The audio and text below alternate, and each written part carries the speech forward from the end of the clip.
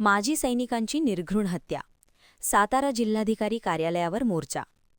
सातारा जिल्ह्यातील परिस्थिती सध्या अत्यंत संवेदनशील बनली आहे. जिल्हाधिकारी कार्यालयासमोर आज मोठ्या प्रमाणावर आजी माजी सैनिकांचा जमाव एकत्र आला असून सैनिक निषेध मोर्चा काढण्यात आला आहे.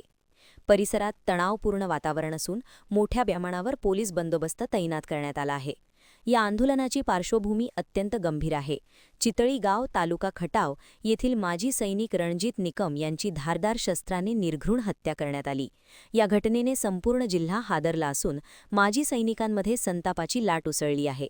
आरोपींना कठोर शिक्षा व्हावी, फरार आरोपींना तात्काळ अटक करावी आणि पीडित कुटुंबाला न्याय मिळावा या प्रमुख मागण्यांसाठी आज हा निषेध मोर्चा आयोजित करण्यात आला आहे. प्रशासनाकडून काय भूमिका घेतली जाते आणि तपासात कोणती प्रगती होते याकडे संपूर्ण जिल्ह्याचे लक्ष लागले आहे. माजी सैनिकांच्या सहभागामुळे या आंदोलनाला विशेष महत्त्व प्राप्त झाले असून न्यायासाठीचा हा आवाज अधिक तीव्र होताना दिसत आहे. इम्पॅक्ट 2026 जगभरातील लोक भारतात येऊन भारताच्या AI तंत्रज्ञानाची तारीफ केली. कोण भारतातलीच काही देशातल्याच आपल्या काही संकुचित विचारांच्या लोकांनी देशाची बदनामी पूर्ण जगभर केली.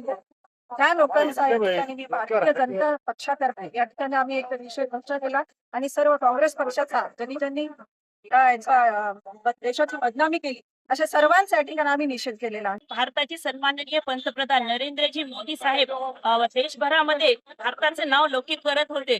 त्या AI इम्पॅक्टच्या माध्यमातून आपल्या भारताची संस्कृती आहे अतिथी देवो भव, विविध देशांमधून आलेली अतिथ्यांपुढे आपल्या देशविरोधी काँग्रेसच्या नेत्यांनी काही युथ काँग्रेसच्या माध्यमातून जो अतनक्त प्रदर्शन केलेला आहे त्याचा आम्ही महिला मोर्चा, नांदेड जिल्हा महिला मोर्चाच्या वतीने जाहीर निषेध करत आहोत आणि पूर्ण नांदेड जिल्हा भारतीय जनता पार्टीच्या वतीने जाहीर निषेध करत आहोत.